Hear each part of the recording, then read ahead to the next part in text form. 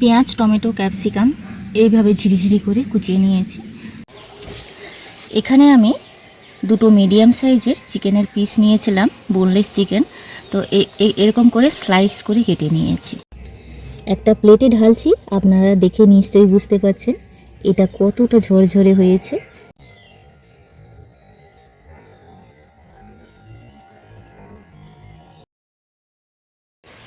নমস্কার বন্ধুরা, আমার চ্যানেলে আপনাদের সবাইকে স্বাগত। আজকে আমি এমন একটা জিনিস আপনাদের সঙ্গে শেয়ার করব, অনেকে শুনে অবাক হবেন, আবার অনেকেই কিন্তু চড়া দাম দিয়ে বাজার থেকে কিনে খান। সেটি হলো চিকেন পাউডার। নিয়মিত আমরা কিন্তু বিভিন্ন ধরনের স্যুপ বলুন বা তরকারিতে এগুলো ব্যবহার করে থাকি। বাজারে খুবই চড়া দামে বিক্রি হয়, ঘরেই বানিয়ে নিতে পারবেন মাইক্রোওয়েভ বা এয়ার ফ্রায়ার না থাকলেও। চলুন আজকে এই সুন্দর রেসিপিটি কিভাবে বানাচ্ছি দেখে নেওয়া যাক। যেদিন চিকেন পাউডারটা বানাবেন আগের দিন প্রিপারেশান নেবেন, আর এয়ার ফ্রায়ার বা মাইক্রোওয়েভ থাকলে তাহলে কিন্তু সঙ্গে সঙ্গেই বানিয়ে নিতে পারবেন। এখানে আমি 4টে পেঁয়াজ নিয়েছি, 2টো টমেটো নিয়েছি, 2 ইঞ্চি মতন আদা নিয়েছি, একটা বড় সাইজের রসুন নিয়েছি, আর নিয়েছি ক্যাপসিকাম, গাজর। এই সমস্ত কিছু যা কিছু নিয়েছি কাটার আগে ধুয়ে নিতে হবে। কাটার আগে ধুয়ে কাটতে হবে, যেহেতু এগুলো সমস্ত কিছু রোদে দেব। একদম ঝিরিঝিরি করে কুচিয়ে নেব।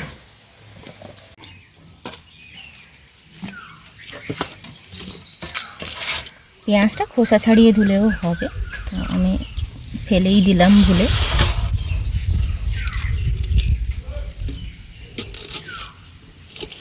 সমস্ত কিছু একদম ঝিরিঝিরি করে কুচিয়ে নেব এগুলো।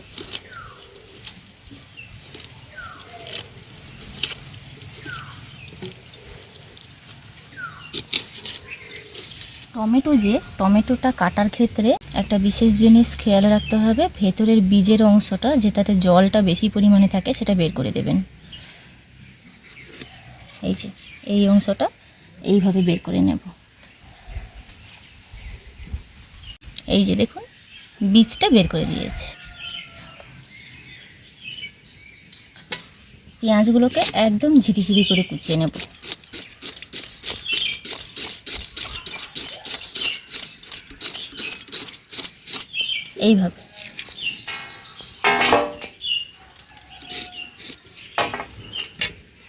এইভাবে সবগুলো পেঁয়াজ ঝিরিঝিরি করে কুচিয়ে নিয়েছি।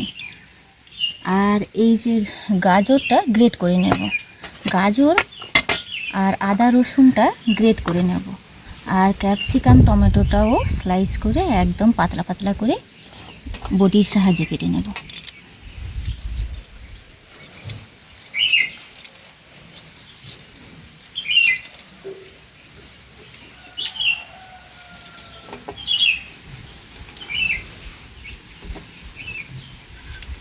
পেঁয়াজ, টমেটো, ক্যাপসিকাম এইভাবে ঝিরিঝিরি করে কুচিয়ে নিয়েছি।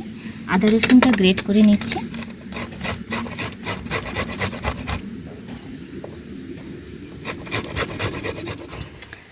রসুনটাও গ্রেট করে নিয়েছি।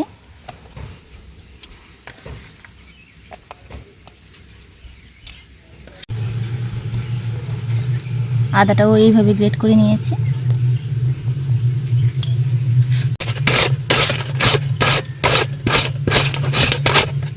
গাজরটা এইভাবে গ্রেট করে নিচ্ছি। গাজরটাও গ্রেট করা হয়ে গেছে। দুটো থালায় পাতলা করে মেলে দেব।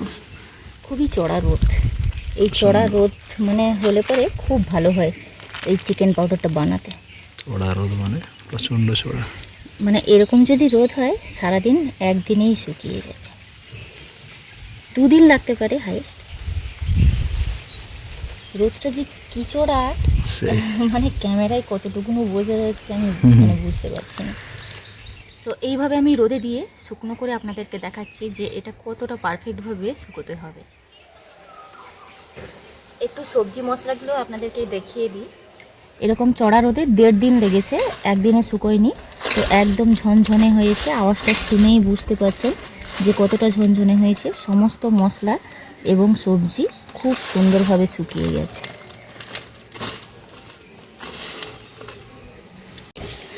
এখানে আমি 2টো মিডিয়াম সাইজের চিকেনের পিস নিয়েছিলাম, বোনলেস চিকেন। তো এরকম করে স্লাইস করে কেটে নিয়েছি। লবণ হলুদ দেওয়া আছে, 1 টিস্পুন ভিনিগার দিয়ে মাখিয়ে রাখবো 5 মিনিট।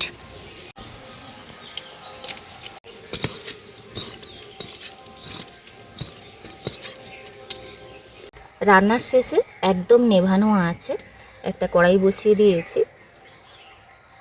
লবণ, হলুদ, ভিনিগার ম্যারিনেট করা চিকেনটা দিয়ে দেবো।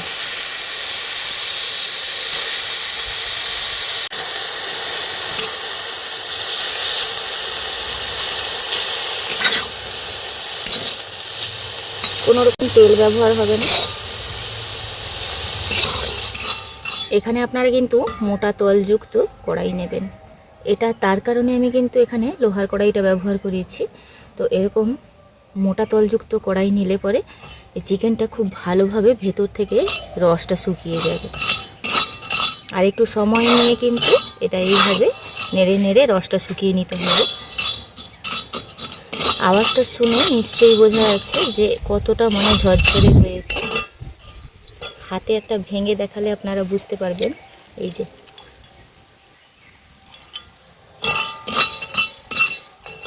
এবার সমস্ত মশলা আর সবজি রোদে দিয়েছিলাম, এগুলোও একটু এই শুকনো কড়াইতে নেড়ে নেব।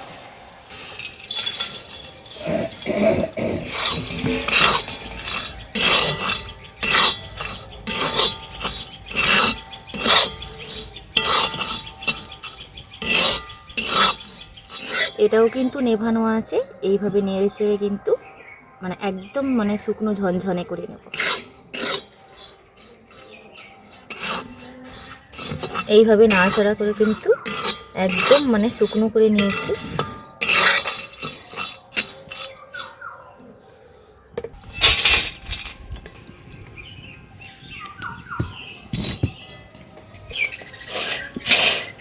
এটা এবার ঠান্ডা করে নিয়েছি, মিক্সি জারে দিয়ে গুঁড়ো করে নেব। এই সমস্ত সবজি চিকেন এমনভাবেই এতটাই নেভানো আছে, নেড়েছি, কোনো কিছুর কালার চেঞ্জ হয়নি। রোদে দেওয়ার কারণে যেটুকুনো মানে কালার চেঞ্জ হওয়ার হয়েছে, তারপরে কিন্তু কোনোভাবেই কালার চেঞ্জ হয়নি, কিন্তু একদম শুকনো ঝনঝনে হয়ে গেছে।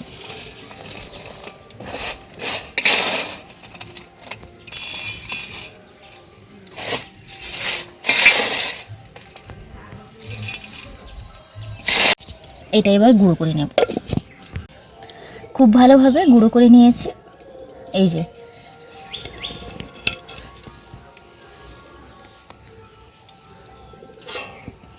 একটা বাটিতে ঢেলে নেব।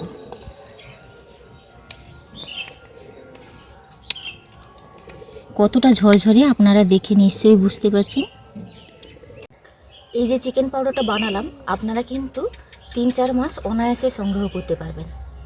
এখানে 3টে জিনিস প্রিজারভেটিভ হিসেবে কাজ করবে। আমি এখনও আরও একটা জিনিস দিতে বাকি আছে। তো প্রথমত আমি এখানে ভিনিগার ব্যবহার করেছি। সমস্ত সবজি, মশলা, চিকেন ভেতর থেকে রস শুকিয়ে নিয়েছি। আর দ্বিতীয়ত আমি এখানে 1/2 টিস্পুন হলুদ ব্যবহার করব। লবণ আগে থেকেই দেওয়া ছিল চিকেনের মধ্যে। ভিনিগার, লবণ আর হলুদ, এই 3টে জিনিস থাকার কারণে কিন্তু এই মশলা এমনি একটা এয়ারটাইট কন্টেনারে রেখে আপনারা কিন্তু 3 মাস অনায়াসে সংগ্রহ করতে পারবেন। একটা প্লেটে ঢালছি, আপনারা দেখে নিশ্চয়ই বুঝতে পারছেন এটা কতটা ঝরঝরে হয়েছে।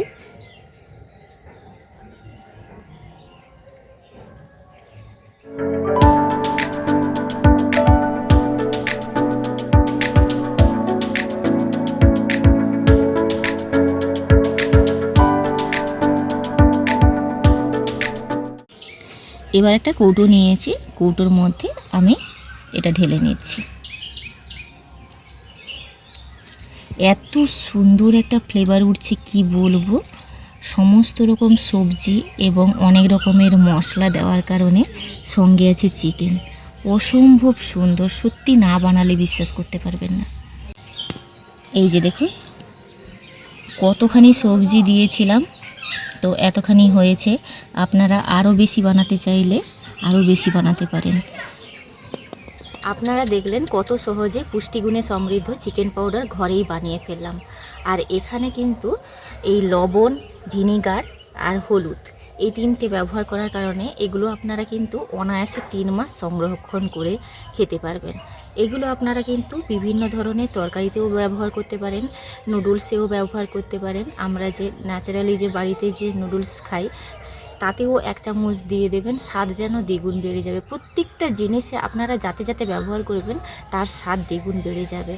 তো বাচ্চারা কিন্তু মানে বাচ্চাদের তরকারিতেও দিতে পারেন, ফ্লেভারটাই পুরো চেঞ্জ হয়ে যাবে। অবশ্যই বানিয়ে দেখবেন। পুষ্টিগুণে সমৃদ্ধ এই চিকেন পাউডার ঘরে রেখে এয়ারটাইট কন্টেনারে 3 মাস পর্যন্ত সংরক্ষণ করতে পারবেন। ভিডিওটি ভালো লাগলে লাইক শেয়ার কমেন্ট করতে ভুলবেন না। আপনারা ভালো থাকবেন, সুস্থ থাকবেন, সাবধানে থাকবেন। দেখা হচ্ছে পরবর্তী একটা নতুন পর্বে।